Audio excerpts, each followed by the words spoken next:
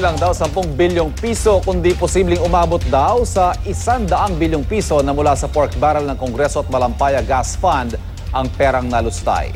Batay po yan sa investigasyon ng National Bureau of Investigation at datos na hawak ng Interagency Anti-Graft Coordinating Council. Napunta umanong halaga sa 150 NGO mula 2007 hanggang 2009. Pero kailangan pang alamin kung ilan sa mga ito ay peke.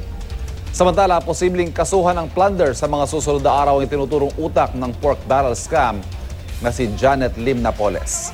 Ayon naman kay Bureau of Immigration Officer in Charge, Siegfried Bison, nasa Pilipinas pa si Napoles. Unang-una, nakakagulat yung laki, no? Yung bilyon-bilyon na pinag-uusapan dito. No? Mangalap talaga ng ebidensya para talagang airtight yung kaso na may sasampa namin kung sino man ang tatamaan.